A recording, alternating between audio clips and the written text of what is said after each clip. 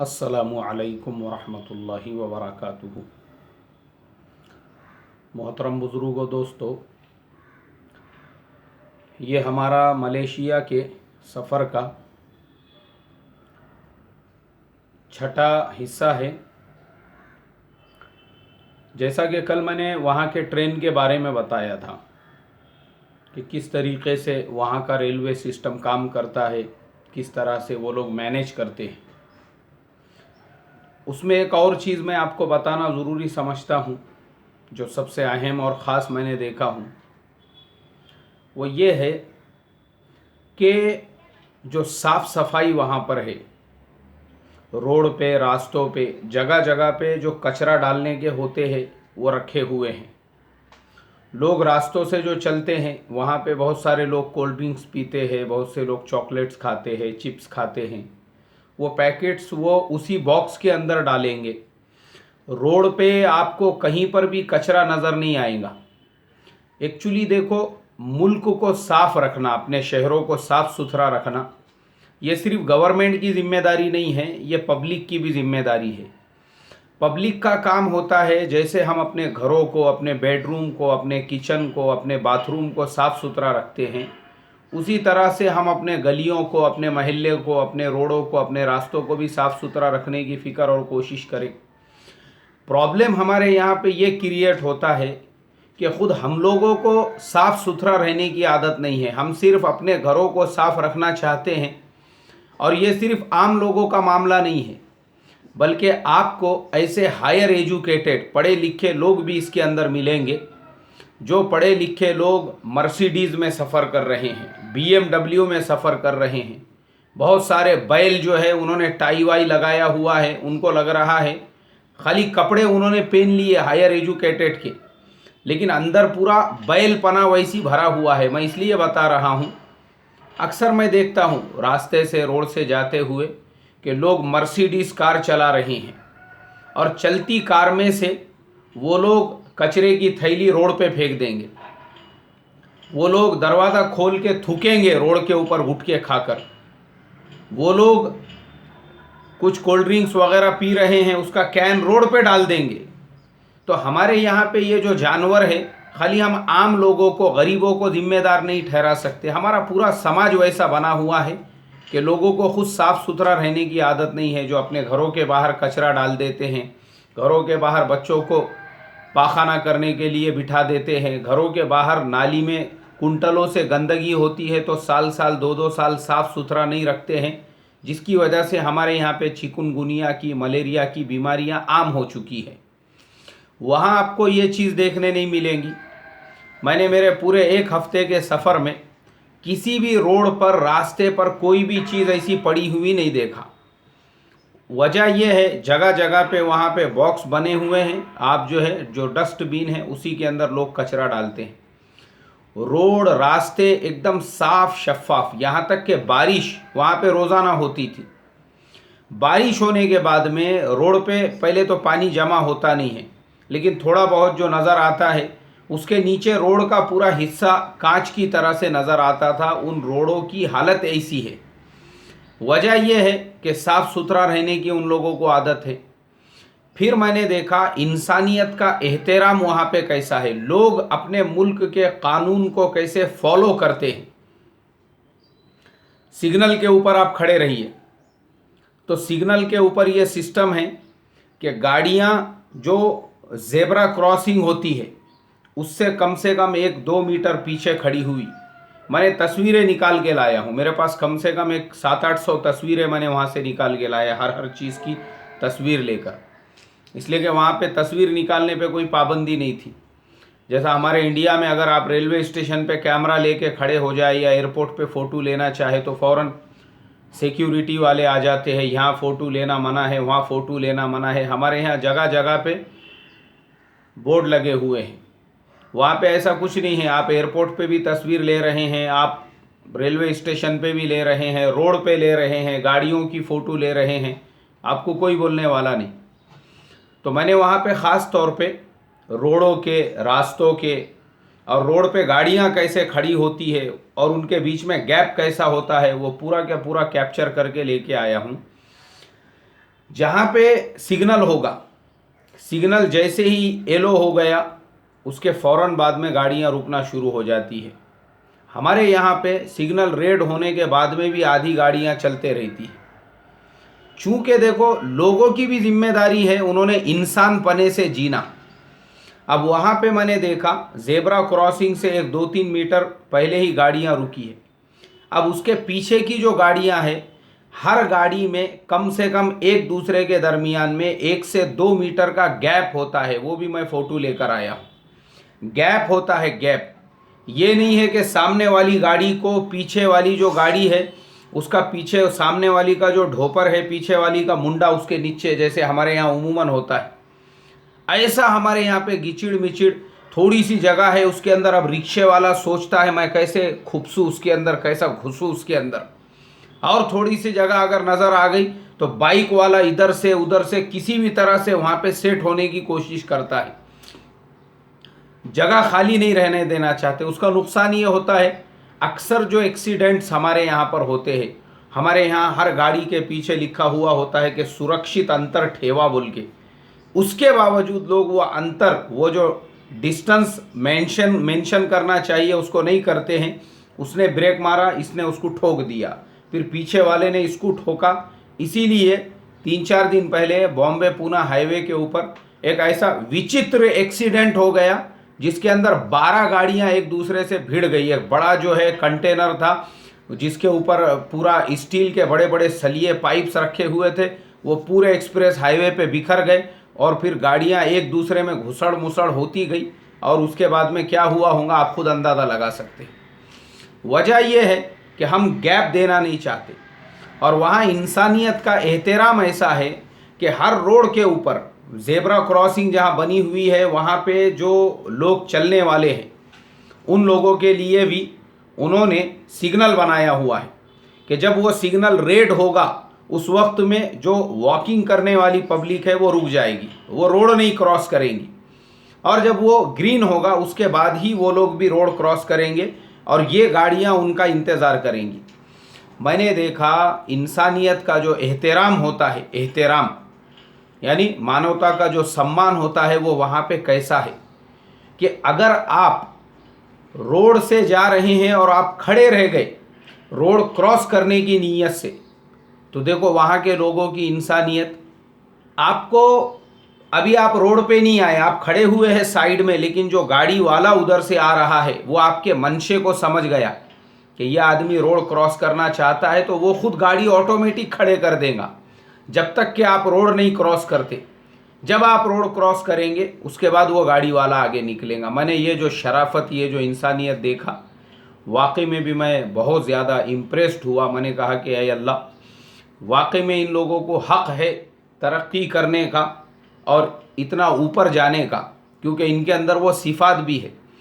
इंसानियत का एहतराम सिर्फ वहीं पर नहीं, हर जगह पर आपको मिलेगा। हर जगह पर लोगों ने, जो रेस्टोरेंट वगैरह है वो 24 घंटे वहाँ पे खुले हुए होते हैं। खाना वगैरह आपको खाना है, चोरी का डर नहीं, डकैती का डर नहीं। आप रात में 2 बजे 3 बजे जा रहे हैं, आ रहे हैं। एक हमारे हिंदुस्तानी भाई का रेस्टोरेंट था, मैं चाय पीने के लिए जाता था, वो अपने इंडियन हिसाब से चाय बना के देते थे। उससे मैंने पूछा, मैं बोला भाई रात में कब तक अपना रेस्टोरेंट खुला हुआ होता है? बोले पूरी रात 24 घंटे, यहाँ लॉक ही नहीं है हमारे पास में, 24 घंटे। पता ये चला कि अमनो अमान इतना है, ना कोई चोरी करने वाला है, ना कोई डकैती करने वाला है, ना कोई किसी को लूटने वाला है, अमन की वजह से। और रेस्टोरेंट में भी आप जाएंगे तो गवर्नमेंट ने ऐसे कानून वहाँ पे बनाए हुए हैं कि आने वाले हर कस्टमर को गर्म पानी पीने के लिए दिया जाए। आप बोलेंगे मुझे ठंडा चाहिए, तो वो आपको बर्फ़ ला कर देगा उसमें डालने के लिए। मैं बोला गर्म पानी का रीज़न क्या है? बोले वजह यह है कि दुनिया भर से लोग आते हैं, नए नए तरह की बीमारियां होती है, उन बीमारियों से बचने के लिए यह कानून गवर्नमेंट ने बनाया हुआ है, गर्म पानी लोगों को दिया जाए। क्योंकि उमूमन जो बीमारियां और जो वायरल जो फैलता है वो फैलता है ठंडे पानी और पानी की वजह से। इसके लिए हमारे यहाँ पे ये सिस्टम है। फिर मैंने देखा कि माशाअल्लाह जो अमन व अमान की कैफियत है, यानी हमदर्दी लोगों के अंदर। गाड़ी खड़ी हुई है, आप उसमें बैठना चाहते हैं तो पहले लोग खड़े हो जाएंगे, वो आपको चढ़ने देंगे। अगर 2 लोग हैं और एक देख रहा है कि आप चढ़ने वाले हैं तो वो रुक जाएगा, आपको चढ़ने देगा। ऐसा एहतराम इंसानियत का। बस में आप सवार है या ट्रेन के अंदर आप बैठे हुए हैं और कोई बूढ़े लोग आ गए तो कम से कम 3-4 लोग अपनी सीट पे से पूरा क्या पूरा सीट जो है वो छोड़ देंगे, उनके बैठने के लिए, उनके अदब के लिए, उनके एहतराम के लिए। उसके अलावा वहाँ की गवर्नमेंट भी पब्लिक का कितना सम्मान करती है। देखो, लोग मुल्कों में जो जाते हैं, हमारे यहाँ क्यों नहीं आते इतनी कसरत से, वहाँ क्यों जाते? रीज़न है बहुत सारे। एक रीज़न तो ये है कि हमारे यहाँ लूटम लाट है। हमारे यहाँ पे मान लो एक आदमी गाड़े पे केले बेच रहा है और वो 30 रुपये दर्जन बेच रहा है, लेकिन जैसी वो देखेगा कि कोई फॉरेनर आया है तो उसको 50 रुपये दर्जन बोलेगा। कोई आदमी एप्पल बेच रहा है, वो भले ही 100 रुपये किलो बेचने दो, लेकिन जब देखेगा कि फॉरेनर आया है उसको 200 रुपये किलो बेचेगा। हमारे यहाँ पे फॉरेनर देखते ही हमको लगता है कि ये पैसे की मशीन है, लूटो इसको। और वहाँ पर ये हाल है। गवर्नमेंट ने कानून बनाया हुआ है कि हर चीज़ जो तुम बेचने वाले हैं उसके ऊपर रेट लिखा हुआ होना चाहिए बड़े अल्फाज में। तो वहाँ रेस्टोरेंट के अंदर ऐसे बड़े बड़े अल्फाज में हर चीज़ का रेट लिखा हुआ है, चाय इतने में, फुलानी चीज़ इतने में, ताकि पूछने की आपको ज़रूरत ना पड़े।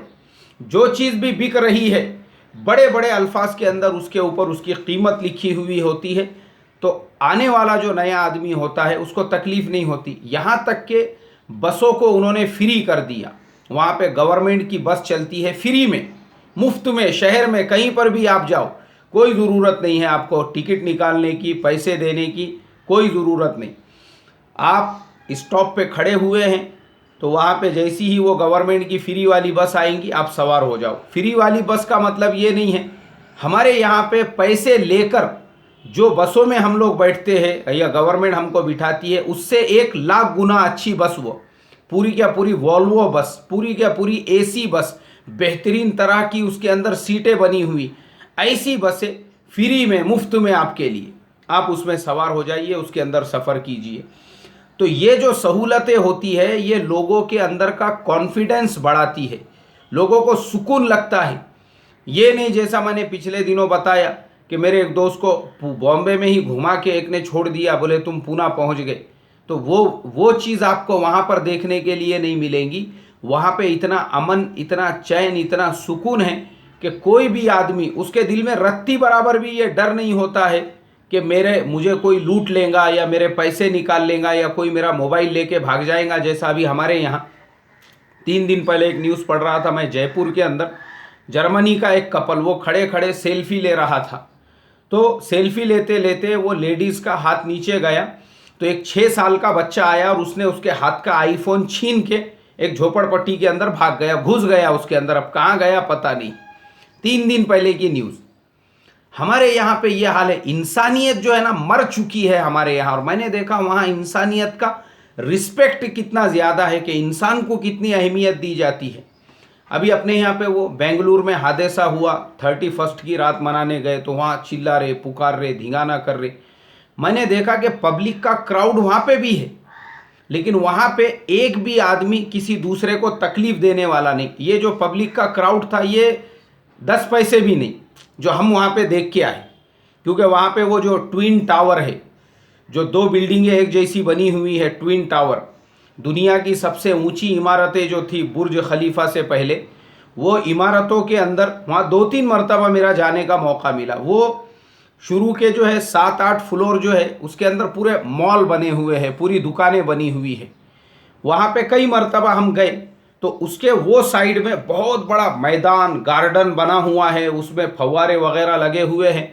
कम से कम वहाँ पे 10-10, 15-15 हज़ार की पब्लिक, यहाँ तक कि उससे ज़्यादा मॉल में भी इतनी पब्लिक के जिसकी कोई हद नहीं, जिसकी कोई इंतहा नहीं, चलने को मौका नहीं होता था। और वहाँ तो पूरा नंगा माहौल है, उरिया माहौल है, पूरी आज़ादी है, पूरा फहाशी का माहौल है। अब आपके ऊपर डिपेंड करता है, आप मुसलमान हैं तो वो हर मॉल के अंदर, हर रोड पे उन्होंने मस्जिदों का इंतज़ाम किया। अब आपकी जिम्मेदारी है, आप अल्लाह से डरने वाले हैं, नमाज का वक्त हो गया, मस्जिद में जाइए, नमाज पढ़िए। आपके ऊपर डिपेंड करता, आप अपने नज़रों की हिफाजत कीजिए। आपके ऊपर डिपेंड करता, आप अल्लाह से डरिए। तो मैंने देखा हूँ माशाअल्लाह लोगों का लाइफ स्टाइल देखो, दुनिया आई हुई है लेकिन हर आदमी अपने तरीक़े से जी रहा है। जो यूरोपियन लोग हैं उन्होंने अपने हिसाब के कपड़े पहने हुए हैं, कोई उनको देखने तैयार नहीं। चाइनीज़ लोग बहुत ज़्यादा है वहाँ पे जो कारोबार वगैरह काम धंधे करते हैं, कोई उनको देखने के लिए तैयार नहीं। अब उन्हीं के कंपैरिजन में मुसलमान भी है, लेकिन माशाअल्लाह एक भी मुसलमान लड़की या मुसलमान औरत बग़ैर हिजाब के आपको नज़र नहीं आएंगी। ये नहीं कि वहाँ पे नंगा माहौल है, सब लोग नंगे हैं तो अपने को कौन देखने वाला है।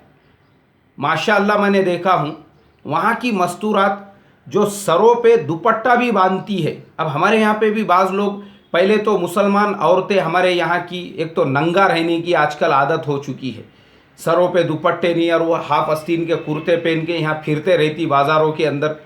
और बाज़ जो है वो खाली जो पादरी लोगों के चर्च के अंदर जो पादरी लोग जो जुब्बा डालते हैं, वैसे आजकल कुछ मुसलमान औरतें सिर्फ आंग पे वो काले कलर का जुब्बा डाल देती और ऊपर का पूरा झोपड़ा खुला रहता, बाल पूरा झोपड़ा बिखरा हुआ, पूरे जुआ रेंग रहे कान पे, नाक पे, गर्दन पे, और वो फिर रहे हैं बाज़ार में शॉपिंग करने। बेगैरती पता नहीं किसको बताना चाह रही, किसको जो है दिखाना चाह रही। वहाँ मैंने देखा वो भी मुसलमान है, देखो ना कोई शरीयत का कानून है, ना कोई उनके पीछे कोल्डा लेके खड़ा हुआ है, मगर वहाँ मुसलमान माँ बहनें ऐसा एक काला कपड़ा पहले पूरा ताकत से ऐसे बांधती है जिससे एक बाल भी उनका नज़र नहीं आता, और फिर उसके ऊपर वो लोग स्कार्फ डालते हैं। पूरा जो शरई पर्दा जिसे कहेंगे माशाअल्लाह, उस एतबार से वो लोग अमल करते हैं। कपड़े पूरे फुल आस्तीन।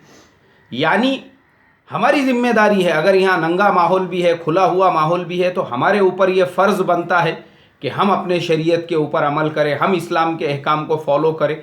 माशाअल्लाह वो फॉलो कर रहे हैं।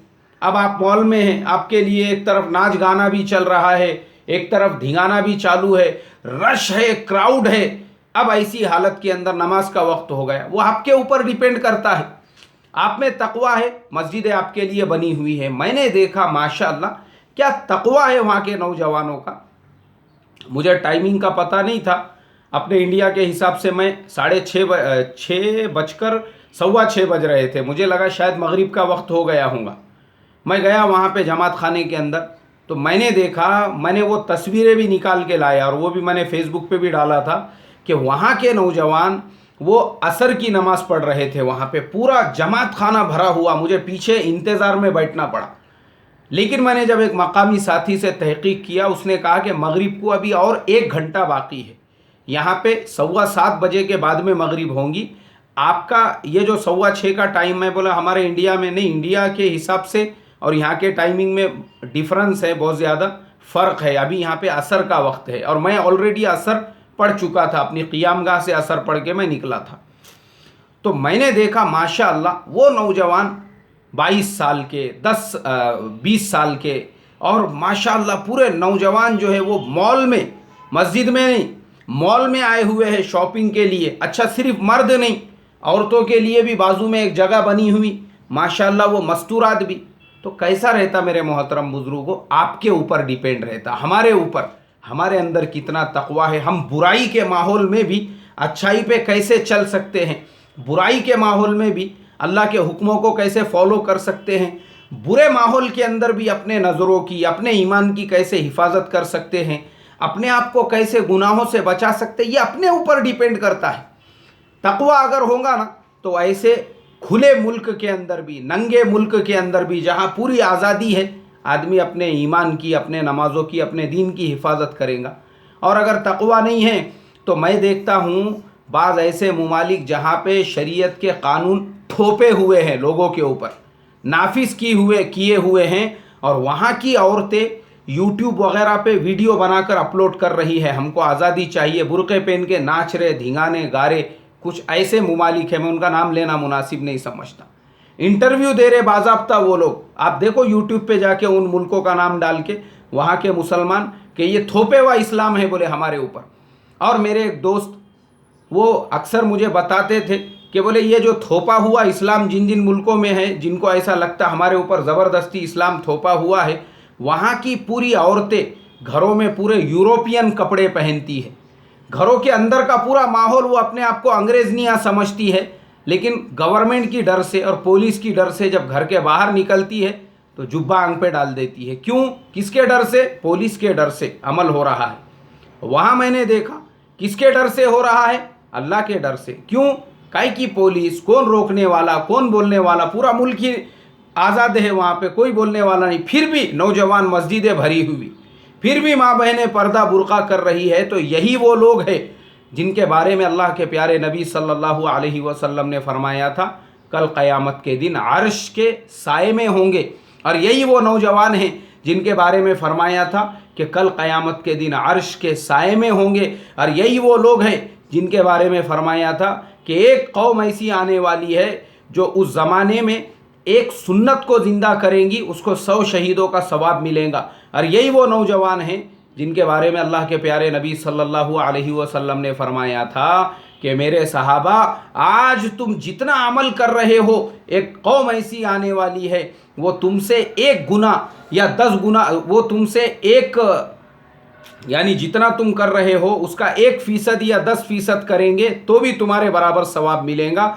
ये वो फितरों का ज़माना और उसमें अल्लाह के हुक्मों पे चलने वाले ये नौजवान हैं जिनके लिए ये बशारतें हैं। अब हमारे नौजवानों पे डिपेंड करता कौन सा रास्ता चलना है, तक़वे वाला या फिर अल्लाह से डर के उसके रास्ते को इख्तियार करने वाला, या गवर्नमेंट और हुकूमतों के डर से शरीयत पे चलने वाला। अल्लाह मुझे आपको अमल की तौफीक अता फ़रमाए। 7वां हिस्सा इंशाअल्लाह कल बयान होगा।